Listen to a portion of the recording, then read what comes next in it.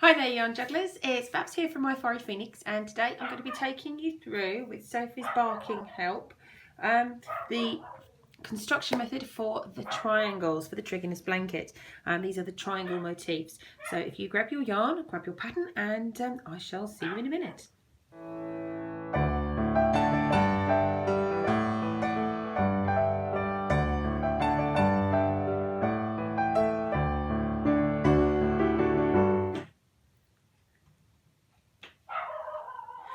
So what I've done is partially made up one of these triangles, and I'm going to just talk you through a couple of aspects that will hopefully help you to find your way through the triangle motif. So we're going to start cast on, and there will be a large loophole at the base, and every other row you'll find there is this sort of circular pattern to the stitch, where this is created with the 2 stitches in a single stitch. There's a circular section to each end of the row, then there'll be a straight row, then there'll be another circular section or a circular looking section, and then another flat row, and then we've got another circular looking section at the end here, where you've got the multiple stitches in a single stitch hole. So what I will do is take this apart. I shall frog it back and walk you through the process. So what we're going to do is create a slip knot. If you're not sure how to do that, I do have a tutorial for that process, and the same with chaining.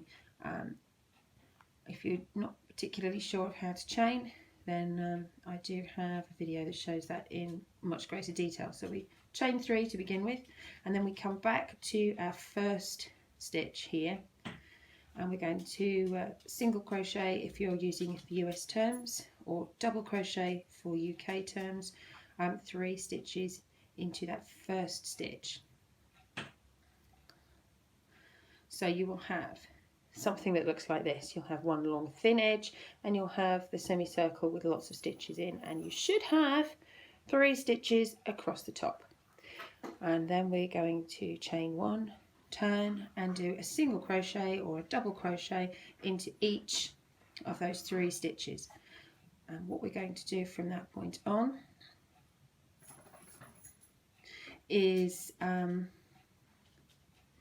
work 1 row of increase at both ends and 1 row just to set the number in place.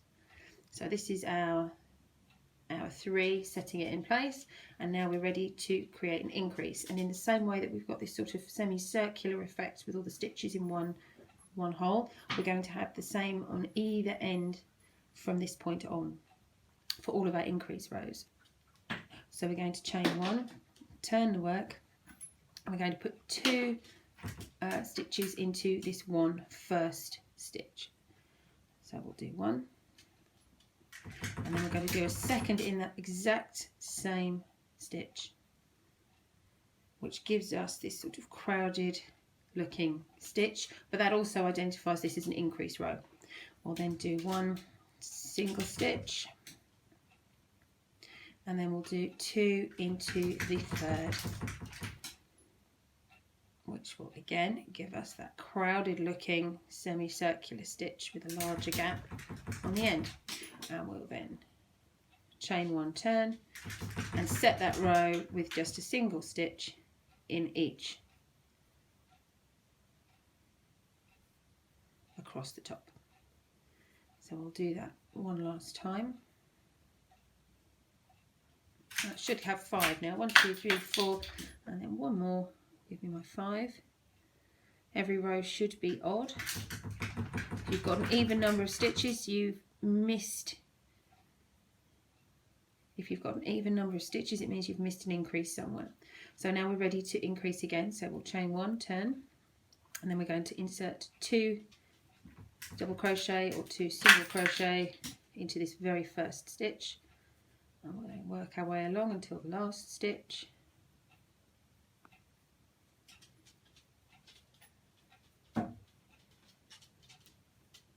Where we will put another 2 into 1.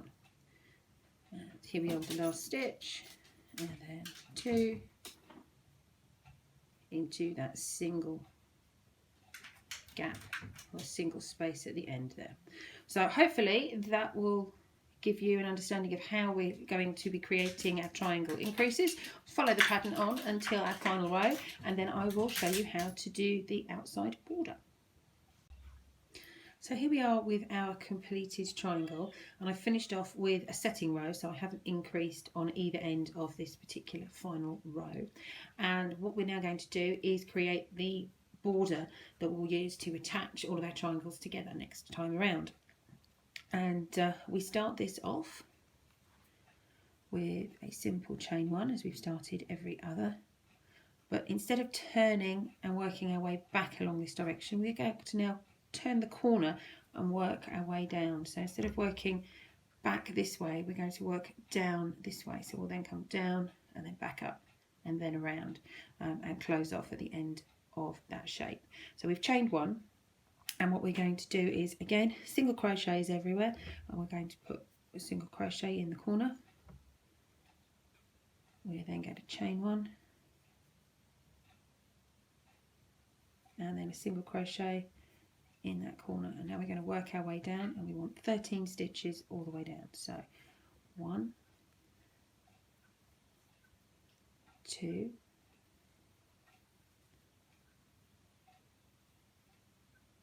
3. Some of the holes will be larger than others. 4. If you can't find the spot, just give the work a little tug out. 5, 6, 7, 8, 9. If you need to fudge things slightly, feel free to do so. What we need is consistent numbers down the side. 10, 11, 12, 13, and now we're going to form our corner. So we're going to chain one more. Sorry, we're going to single crochet or double crochet one more. Then we're going to chain in the corner. And then we're going to single or double crochet and tidy away that loose end at the same time.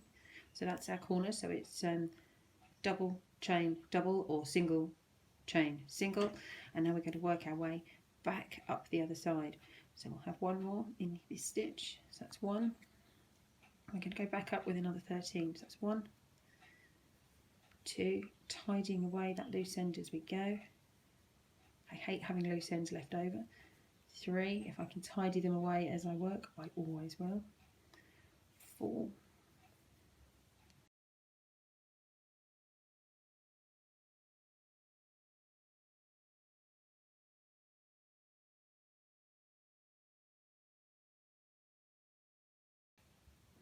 13, and now we're going to work our corner in this last stitch up here.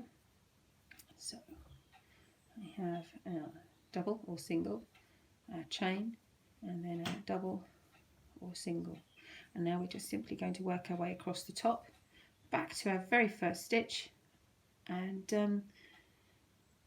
tie it all off. So we go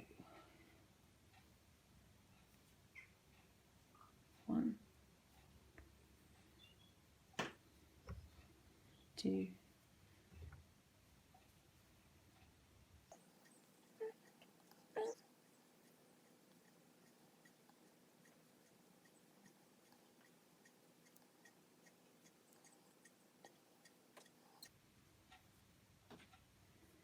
and then back into that very first stitch and tie it off.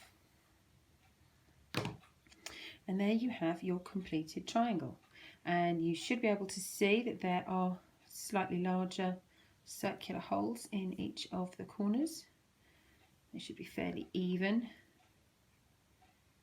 and then down the sides you can see where you've done the increases have also got these slightly larger holes.